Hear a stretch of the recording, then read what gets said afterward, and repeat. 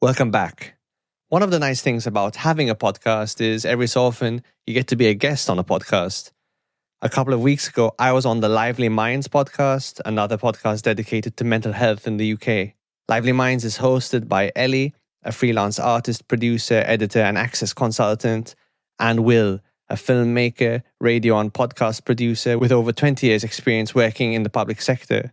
Today, I'm able to share the conversation I had with Will and Ellie, and the topic of discussion was primarily the debate about antidepressants, what we know about their effectiveness and how they work, what we don't know, and the different camps people seem to fall into when discussing this topic. We also discussed depression more broadly and different ways it can be approached. I also venture some of my opinions as to why modern psychiatry is so focused on drug-based approaches. I really enjoyed speaking to Will and Ellie. It's obvious they care a lot about approaching mental health in a careful, nuanced way, and they both bring some lived experience, which is extremely valuable. If you're interested in these kinds of topics, definitely check out Lively Minds. They have recent episodes on rethinking happiness, understanding self-harm, and the relationship between art and mental health. The Lively Minds podcast is available on Apple, Spotify, and every major podcast platform. As for today, here's my conversation all about the antidepressant debate with Will and Ellie on Lively Minds. As always, thank you for listening.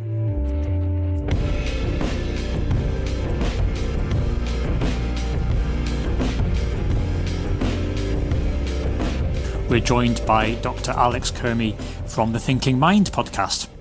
Alex is a consultant psychiatrist as well as a trainee psychotherapist.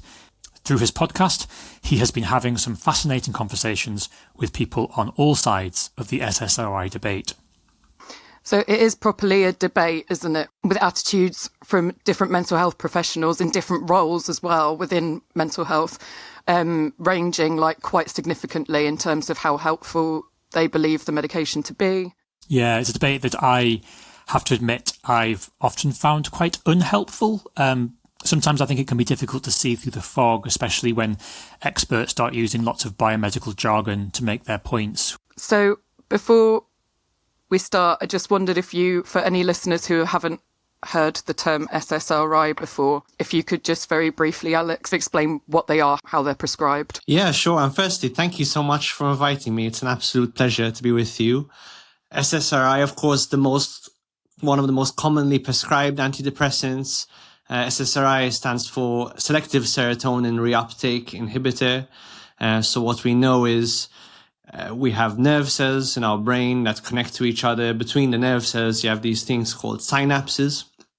Synapses are the gaps where we have neurotransmitters, chemicals that are released that signal between one nerve cell and another nerve cell.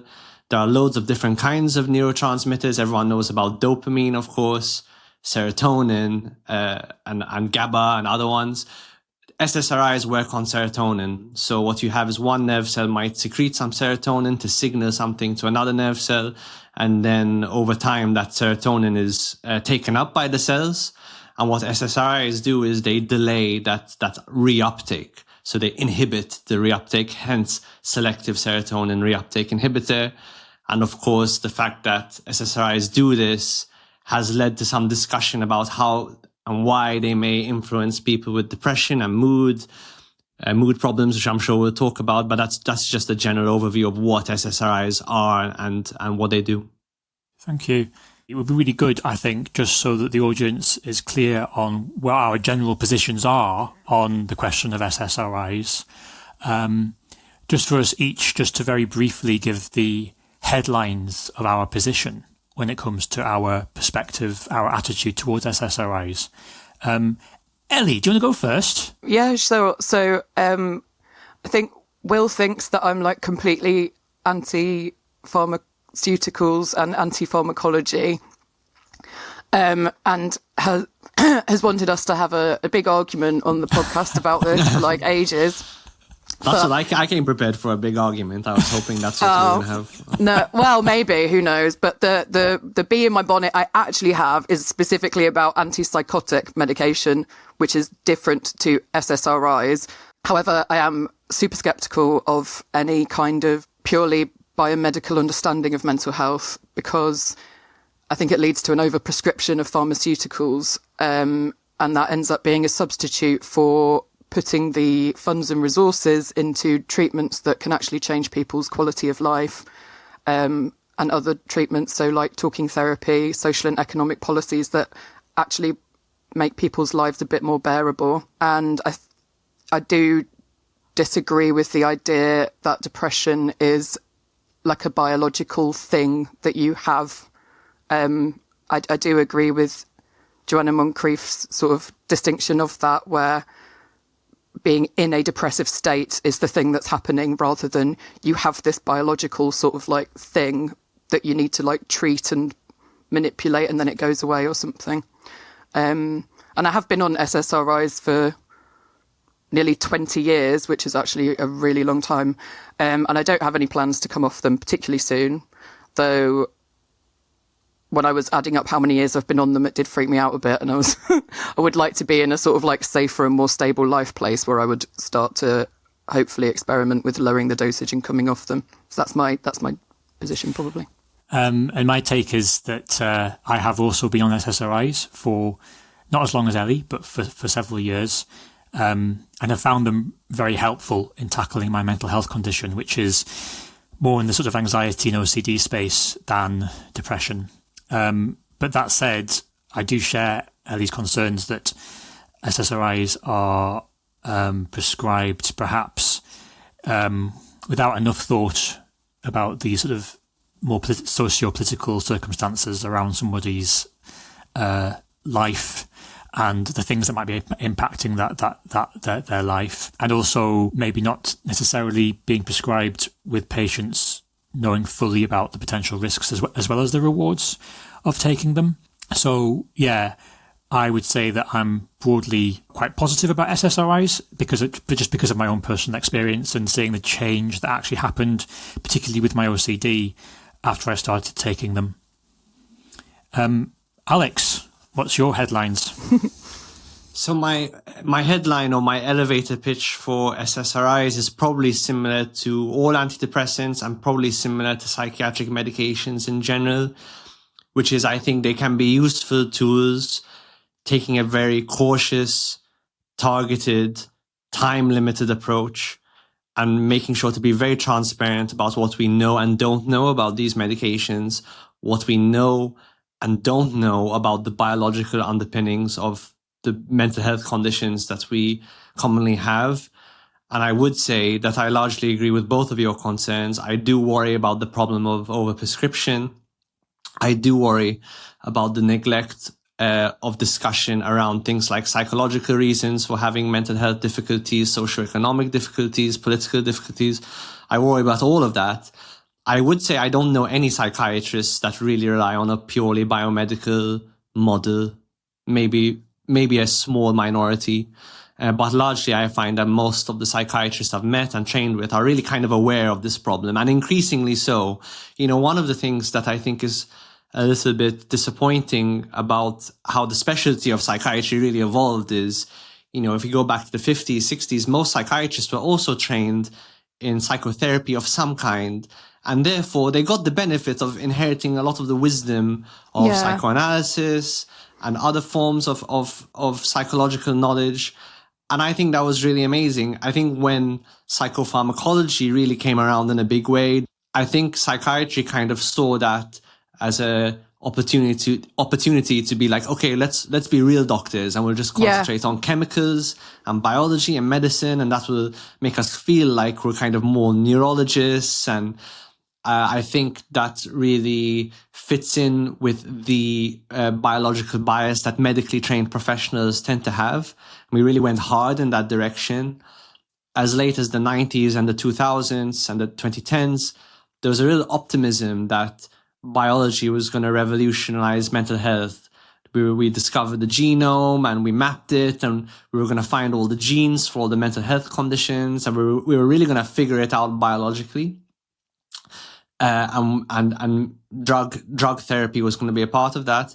That hasn't really panned out. And so I think starting with roughly where I started training and maybe the generations of psychiatrists and mental health professionals training below me, there's this increasing concern that we've become divorced from a lot of really good psychological wisdom that is limiting our ability to treat our patients effectively. So, but all of that being said, coming back to my original point, I think these can be useful tools with a ton of precautions and a ton of transparency. Could you then tell us a little bit about what the debate around the effectiveness of SSRIs actually is and how significant it is? That's a good question. I don't know if I can say what the debate is exactly or how significant it is. I'll tell you what I've seen. The debate about antidepressants is largely reflected by the debate about depression itself. And so there's I think people who are more within the mainstream or of academic psychiatry, particularly, who are really concerned about the biological underpinnings of depression, and therefore that depression should have a biologically based medical treatment. And they feel that antidepressants have been useful tools for some decades to help people with depression. And there is some evidence for that.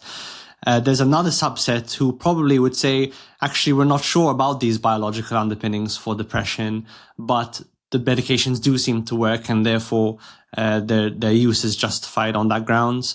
And then there's another side to this debate, which is something like depression has no biological underpinnings, and there isn't any convincing there isn't any convincing evidence that antidepressants are useful treatments.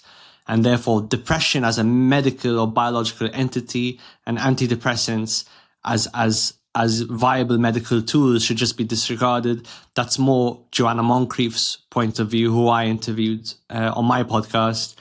And I would say that's not exactly where I am. So what I would say is I would agree with her that we haven't really delineated depression biologically, and that's the problem with all mental health conditions. Mental health conditions, the diagnoses themselves, they're not based on causes. They're based on outcomes. Like depression is an outcome, mania is an outcome, suicide is an outcome, and they're complicated behavioral and experiential outcomes. Like any psychiatric symptom is one of two things. It's either someone's behavior or someone's experience. That's it. All psychiatric symptoms fall into one of those two categories, whether it's a hallucination or an impulsive act or difficulty concentrating. Look at medical conditions. Often the conditions themselves are pointing to a cause. So like type 1 diabetes is a failure of the pancreas to produce insulin, or COVID-19 is a specific virus causing a specific collection of symptoms. Whereas with psychiatry, we have the outcome. It's a bit like if we diagnose people as having a cough, right? But one person might have a cough because of COVID, and another person might have a cough because of tuberculosis. Two very different causes, but they have an outcome that kind of resembles each other, the cough. That's kind of where we're at in psychiatry. I think a lot of psychiatrists suspect that depression is probably a group of conditions, if it is a condition at all.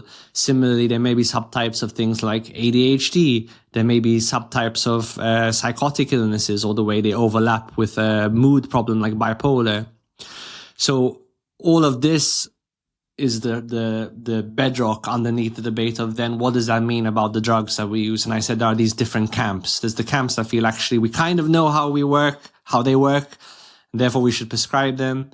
There's the camp which I subscribe to, which is we don't really understand how they work, but they seem to be safe with the right precautions and effective in enough cases that they're worth trying, albeit with the precautions.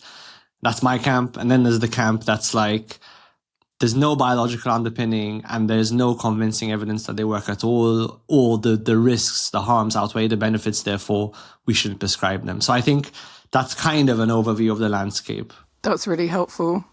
Thank you. You mentioned it briefly before about the growing prescription rates of SSRIs in the UK. And we have seen a massive increase in the last 10 years of, I guess, primary care prescriptions for SSRIs. I was going to ask what's your view on it, which I'm still asking, but also wanted to ask, do you distinguish in that between overprescription as a frontline treatment and overdosaging almost? Do you see what I mean? Yeah. I'll talk about overprescription first. Often, something I've kind of come to believe in philosophically is that strengths and weaknesses often aren't as separate as we think they are. I think something's strengths and something's weaknesses are often joined at the hip, two sides of the same coin.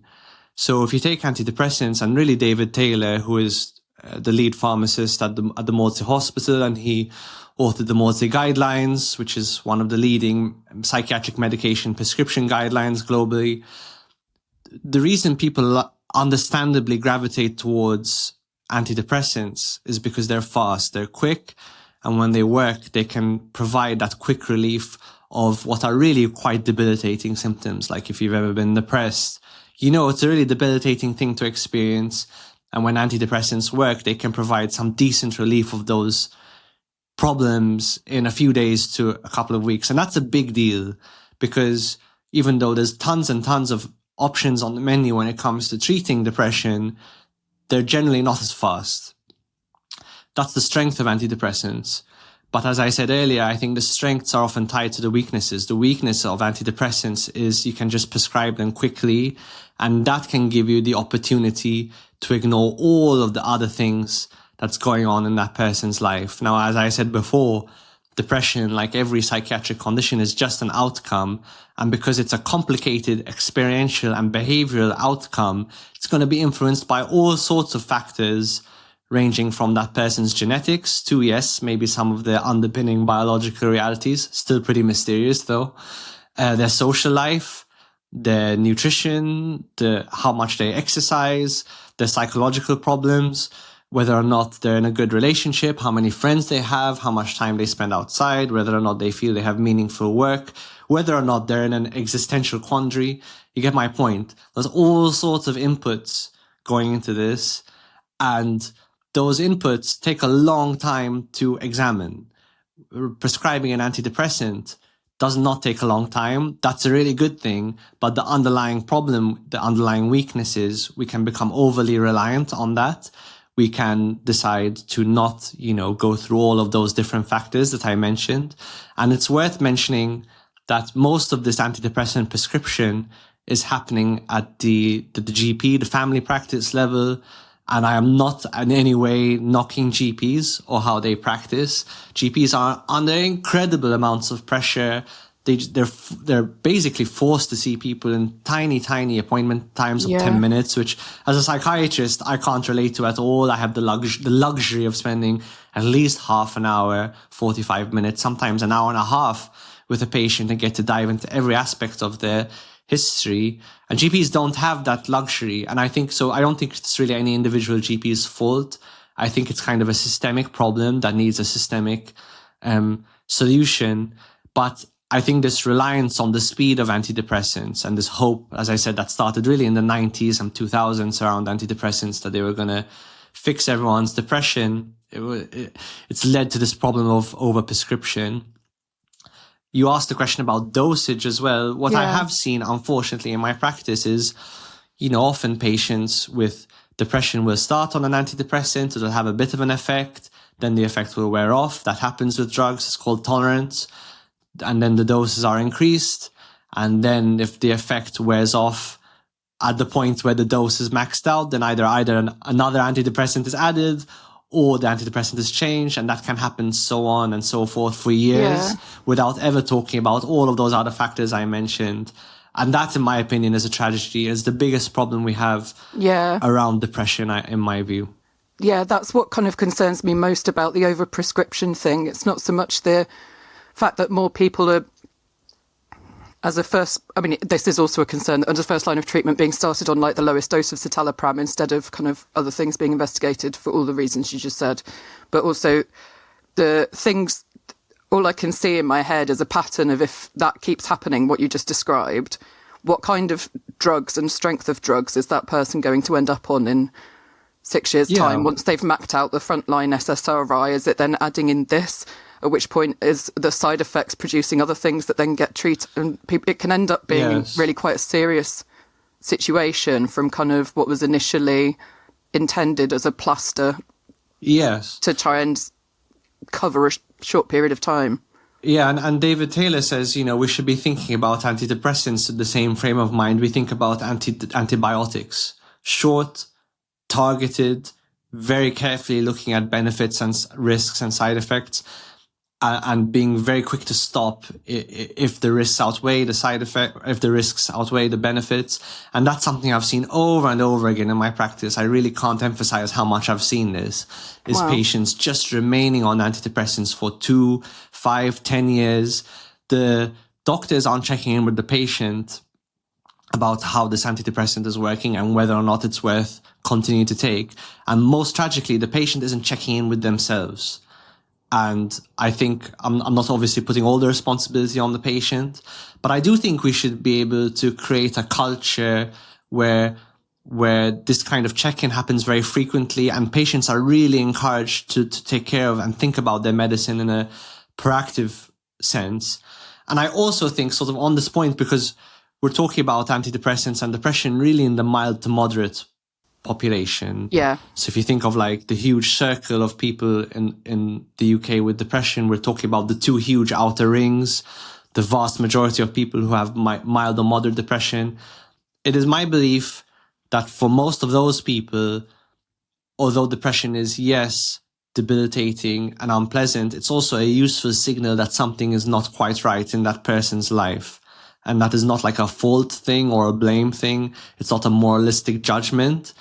I think that the evolutionary process gave us this thing called a mood and a system of emotions for a reason. And that's as a signal light to tell us something might be not quite right. Now, what it is, hard to say, because you need to do an individual analysis of that person's life. And I would also want to mention that modern life has gotten more and more complicated and more mismatched to the environment in which our brains evolved. That's an evolutionary perspective. And I think that's a huge problem. And I think in the modern West, people are being called upon to look after their mental health implicitly in a way that we've never had to in human history, because, our brains were more matched closely to our environments. And now in modern life, I think people find themselves on their own, surrounded by quite alienating technology in very strange foreign circumstances as far as our brain is concerned.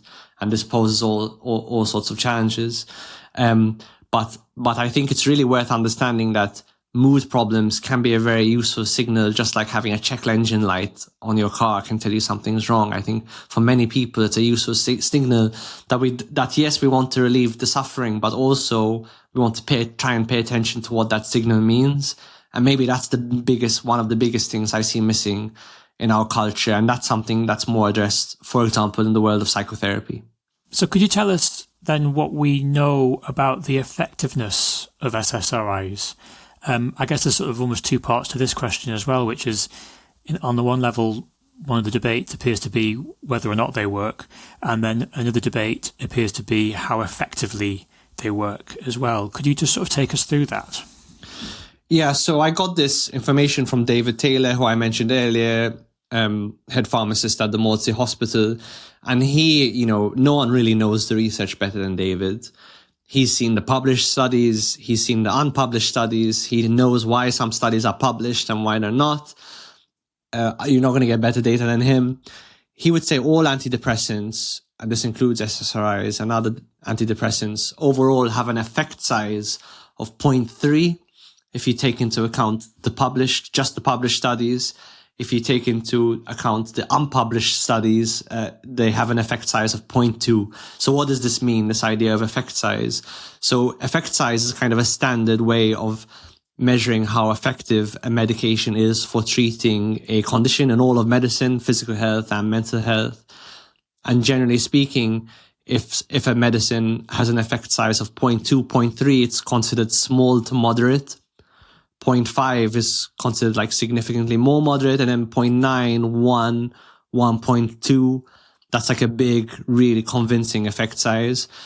Just because 0.2, 0.3 is small to moderate doesn't mean it's not useful. And then you also have to so for example, if a randomized control trial shows a particular antidepressant to have an effect size of 0.3, what that means is the average person in the treatment arm who got the antidepressant as opposed to placebo is probably better off in terms of their depression than around 62% of people in the control placebo arm. So it's actually quite a big deal. And also what that effect size maybe doesn't capture is some people are going to do really well. Like some people, when they get an antidepressant, it really works quite effectively. Some people are going to have no effect, and some people are going to be worse off because of side effects. So the best way to summarize the treatment of the effectiveness of antidepressants is kind of around 0.2 to 0.3, which is a small to moderate effect, similar to something like cognitive behavior therapy for anxiety, for instance. So reasonable, but small. Just wonder if there are many other medical conditions and drugs that are prescribed with such readiness when the research to back it up is kind of the level that we have of the SSRIs and only having a 0.2 or 3 effectiveness. Yeah, so I actually did a bit of research on this, and it's quite common actually. Okay. So if you look at something like aspirin for heart attack prevention, and it's worth saying like aspirin is it's a standard part of heart attack prevention, but it's a pretty small piece of the puzzle, as I think antidepressants should be, incidentally. Yeah. And that would have an effect size of about 0.22. And I also found a study saying like statins for heart attack prevention, again, a small piece of the puzzle, that's about 0.30. So it's pretty common. But what you want to know, what you want to let the patient know with antidepressant prescriptions is the potential for side effects, the potential for withdrawal symptoms, and again, targeted, time limited. And you also want to do that thorough assessment for their depression, taking into account all those factors I mentioned, so they realize they have options, and that especially for the mild to moderate cases, I think whether or not to take antidepressants is a personal choice. Yeah. That should be contextualized within all the other things, within all the other options that a person could choose to treat their depression. And that could include exercise, again, looking after their nutrition, trying something like psychotherapy, trying something like couples therapy if they're in a marriage, and that might be a source of the problems with mood, looking at their job and how they spend their time, all of those things. So I think you have to mention the effect size, but you also have to mention the potential negative effects of antidepressants, and you have to mention all the other options and do that really thorough assessment so they can say, okay, this is a overall small piece of the puzzle here. And again, no shame if given all that information, a patient wants to proceed with an antidepressant, and I think with the right precautions, it is safe. But yeah, what I would echo your worries that I don't think this is happening most of the time, that an antidepressant is prescribed. And perhaps this is what we're all starting to slowly wake up to as a society. One thing that it seems to be from my perspective, which obviously is very much a layman's perspective, so I've got no idea how true this is, but it seems like the research into the effectiveness of SSRIs is very heavily focused on depression, on the treatment of depression. Whereas, in fact, of course, SSRIs are used for a whole range of mental health conditions. I mean, they're used for, from listening to your podcast, I realise that they're used for other things as well. But, they're used for treating anxiety, PTSD, OCD. I mentioned earlier that for me personally, it seems, from what I can tell, that the SSRI that I take has had quite a good impact on my personal situation when it comes to OCD. So how much evidence is out there, would you say, about the effectiveness of SSRIs on these other conditions? I think I'm not an expert on all of how antidepressants have been researched for all of those conditions. They've all been studied and they've all been shown to be effective, probably with a similar effect size, but you don't quote me on that. Well, funny enough, I actually remember Professor David Taylor saying words to that effect on the interview that you had with him, which is it's kind of, roughly speaking, a similar story really in terms of the effectiveness. But what I would add is with all of those conditions, again, you need to look at root causes and psychological intervention. So especially with trauma, you're going to want to see if you can help the patient process that underlying trauma. That would be ideal. And now there's, trauma specific therapies like EMDR, for instance, for PTSD. Anxiety, what I don't think enough people understand is anxiety is really amenable to psychological approaches. Especially if you're anxious about a specific thing, like a phobia or a particular situation, like being in a crowd. Exposure therapy is one of the most reliable things that we know in psychology really treats anxiety well. Exposure therapy is obviously way more uncomfortable than taking a medication, but it's really effective. And more than treating your anxiety, it helps you become, a more resilient person. And that's kind of one of the reflections I end up having in my journey, kind of training and doing my podcast is, personal development and growing your capacities as a person is really the other side of the coin of treating your mental health. They're, again, joined at the hip, I think. The less you take the time to develop yourself, in my view, and maybe this sounds a bit harsh, I don't know, but the less you take the time to develop yourself, the more vulnerable you are likely to be to developing a mental health condition and vice versa. So, yeah, I think drugs can be useful for those conditions too. But you're going to also be wanting to see what can you do in parallel to treat things a bit more definitively. Yeah, I agree with that so much. If you just take a very kind of absolutist, like, oh, I can't do that because I've got this depression thing that's totally separate to me. It's a weird avoidant comfort to some people who have it, and they take comfort in the fact that it's this separate thing that I have, and therefore I can't do this, and this, but that's what it is, and I have medication for it. When actually, how we grow and develop and mature emotionally and build resilience is through, working on ourselves all the time. And that's another reason I feel so uneasy about it, because I've had conversations lots of times with people who are very much like that. And I'm but this means you're not doing any self-reflection on why you're not happy. And what you've just said is one of the things I spend the most time thinking about, which is to what extent is diagnosis useful versus to what extent can diagnosis become a kind of crutch or a limiting belief or the beginning of a set of limiting beliefs. And it keeps me up at night, honestly, because I think you can make such a strong case for both.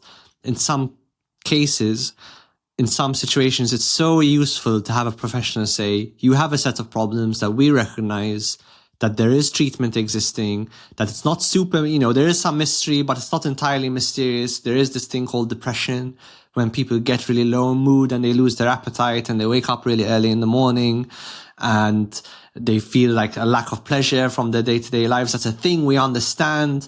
And there's this whole menu of options to treat it. That's super useful in so many cases. Equally, you can have situations where people, just like you said, might say, oh, I can't because of fill in the blank. And that problem keeps me up at night. So thank you for raising it. Yeah, I agree with you both, with the slight caveat, which is that I think there's something. One thing that I realised about my sort of journey with taking SSRIs is that I spent about 15 years not taking SSRIs. So I was quite, I think, probably unusually, perhaps late. I wasn't subject to that kind of liberal prescribing challenge that we've been talking about. And so it was a good 15 years after trying a whole range of different sort of psychological treatments and having a whole range of different types of therapy all through the NHS that I eventually just sort of went, I'm going to try SSRIs now. I'm going to try medication now. And now, it's now 7 years that I've been taking them, and I am sort of thinking to myself now, and I have had a conversation with the doctor about at what point it might be time to start, thinking about coming off them. In a sense, it's almost like trying to turn it around so that the first line treatments are actually those more psychological interventions, and also, of course, looking at sort of that broader socio-political picture and trying to just improve people's lives and sort of support that. It's almost like those should be the first line interventions, and then if that doesn't work, or if there's still ongoing challenges, that then SSRIs could become a part of the solution. Although I do take what you said earlier, Alex, about how one of the attractions of SSRIs is their relative, when they do work, their relatively fast-acting nature, which I guess is one of the reasons why they are so often used as first line. Another thing to add in favour of that last bit that you said actually is also that sometimes even when the things are very obvious of what is making someone's, war, bereavement, when something's really obvious, it's not always something that either the medical profession or that individual can actually do anything about, and that is also I do acknowledge that as well. And the other point I would mention as well is that there is still a lot of stigma and shame about taking medication. Absolutely. And I think even though I have my reservations about psychiatric medication, I think the shame and stigma is unwarranted and not helpful. Yeah. We're having this conversation now about drugs like Ozempic and Mounjaro, which incidentally, those have huge effect sizes of like 1 or 1.2 or something like that. Those are the big guns. So we know they're effective and we know how they work. But there's shame about, should you use a tool like a drug to help with your mood, or should you use it to help with a weight problem? And I think this is just, to be honest, a bug in the humanities software, in that we tend to, I think we can make an evolutionary argument that we make moralistic judgments about people's behaviors and their outlooks, which then causes us to make moralistic judgments about using medications as an easy way out or a shortcut. Yeah. And I think that's totally inappropriate. I don't really subscribe to that. Yeah, that's like the bane of my existence. Because I've got lots of physical health problems and chronic health problems, I probably get sort of like advertised or bombarded more often than others with this kind of content. But like, it's gone in hand with the kind of, taking medication goes against the kind of current trend of both like, hack your way into being your ultimate self, and also it's viewed almost like as an opposite to kind of nature and diets and nutrition, and people on the extreme side of both of those, there are moral judgments on someone taking medication, and it's horrendous, and people judge themselves, like I'm taking a medication and therefore I'm weak, or there's something inadequate about me. And it's like, if you're lucky enough to live in a society that can avail you with certain tools, that can prescribe you medication. Yeah, absolutely. Use them if they work.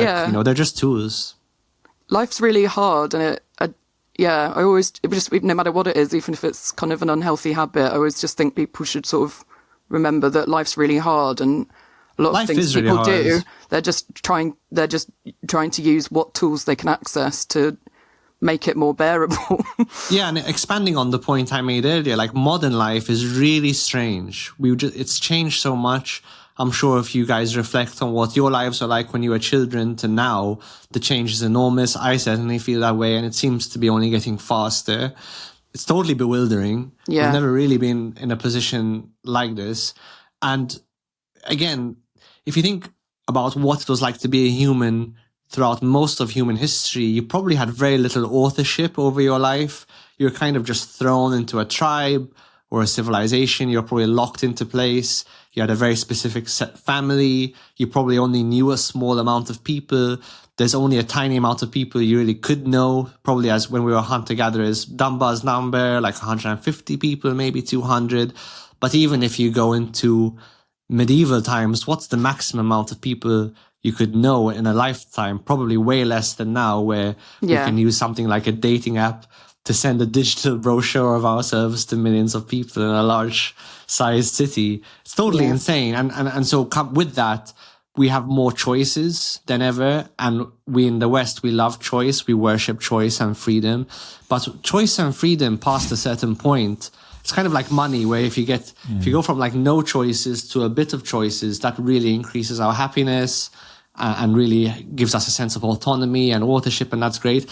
As soon as we go past a few choices, there's like a famous TED talk about this, it's totally bewildering and anxiety provoking. If you go from like 3 choices to like 10 or 50 or 100 choices, it's bewildering because it's way too much to process. And then you're burdened with the anxiety constantly of, am I going to make the wrong choice or not the best possible choice? Or am I going to have a worse outcome than my neighbor, and so on and so forth? And all of that, I think, is manifesting in the myriad of mental health challenges we see now. Even the rise of safety, like we live in really safe societies, safer than ever before. But safety isn't good for anxiety. Like having safety makes anxiety worse because we're not exposed really to challenges, and we don't often give ourselves the opportunity to face challenges, which is the thing, that's exposure therapy. That's what decreases anxiety. Again, I'm not arguing necessarily for a dangerous society here, but we have to understand the second and third order effects of the civilizations and cultures we build, that often we become victims of our own success. We build a really safe society and we become more anxious. We build a really comfortable society, we become less resilient. These are all problems I think we really need to start thinking about and taking seriously. What do you make of the debate around how SSRIs actually work, and to what extent do you think the question matters?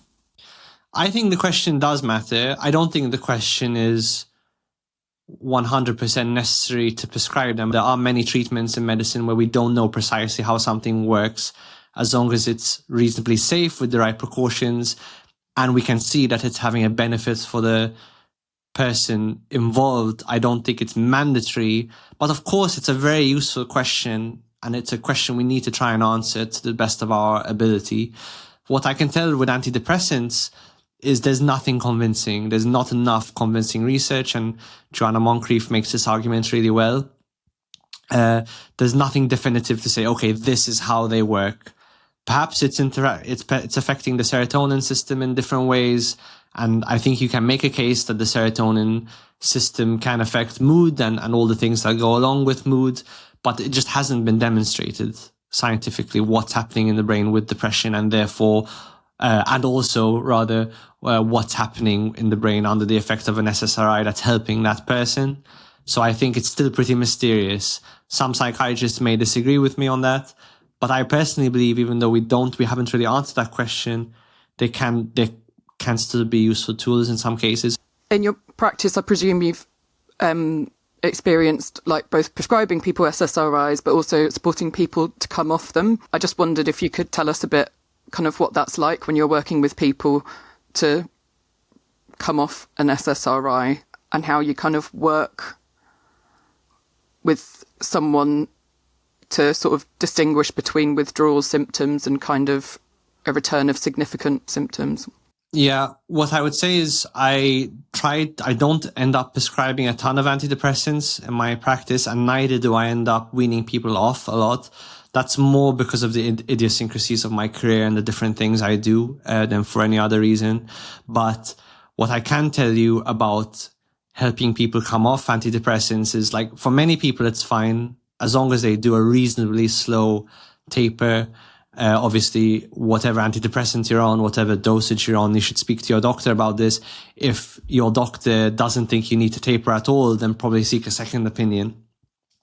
But you, generally speaking, want to reduce an antidepressant slowly, and you want to kind of find out, are you in the category of someone who has withdrawal symptoms, which is, I think, still kind of a minority overall, although it's common. Or are you in the majority who probably you'll be fine and just a reasonable taper would be sufficient? If you start to lower your antidepressant and you find, actually, I'm starting to get withdrawal effects, and those could be anything from like headaches to brain zaps to appetite disruption, sleep disruption, sometimes anxiety, sometimes moods can come back. Then you want to go back up to where you were before and just hold it there for much longer. You basically, if you're starting to get withdrawal effects from antidepressant reduction, you just want to go extremely slowly and do a holding pattern at each dose reduction way longer than you think is reasonable. And that might be like a month at a particular dose, or 2 months. Then might come down to really cutting the tablets finally. The best person to look up about this is Mark Horowitz, who I had on my podcast. Maybe you guys can put a link in the description. And he has a website where he goes through all of this and how the protocols for coming off antidepressants. Cool. I think something very important for people to know is, especially if you're in that group who have withdrawal symptoms is it's not linear, because basically drugs occupy receptors in our brain.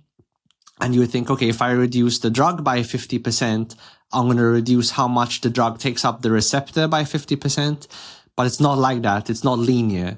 So what you might find is you might go from 100 milligrams of a drug to 50 milligrams and reduce by a certain percentage. But the 50 to 25 milligram reduction reduces the receptor occupancy by a much bigger percentage because it's a non-linear process. And that's why people might be coming to the end of their antidepressant taper, and actually the withdrawal effects come hard and fast. And if that's the case, then you want to hold, go back up, hold there for ages, and then go down really, really slowly and cautiously to try to minimize those withdrawal effects. But if you want to look up more about that, Mark Horowitz is the guy. I'd also like to just briefly mention, there are other sort of biologically based tools that we can use for depression, particularly TMS, transcranial magnetic stimulation, and newer forms of TMS that are being pioneered in places like Stanford University in the US with different kinds of protocols of how you apply it. And those are potentially really promising as well. And there are other kinds of drugs being researched, like psychedelics, like psilocybin and ketamine. And I think, as David Taylor told me when I interviewed him, there tends to be a lot of optimism in the beginning, where they think, oh, we're seeing these huge effect sizes and no side effects. And then generally what happens as science progresses, you'll find the effect size generally wears down, and maybe new risks and side effects will crop up, and you realize it's not great for everyone. But that's fine, because it's still just another menu in the menu of options. And the more options a patient has, the better, in my view, especially the more sort of different types of options a person has. So I think good to acknowledge there are other kinds of treatments as well, besides sort of conventional antidepressants and SSRIs.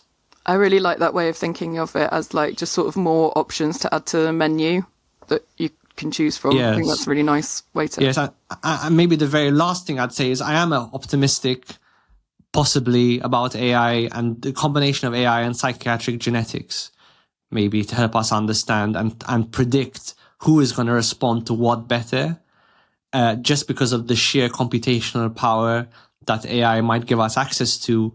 Perhaps it's a tool that will help us understand, oh, okay, this person needs sertraline at 100 milligrams versus this person needs psilocybin.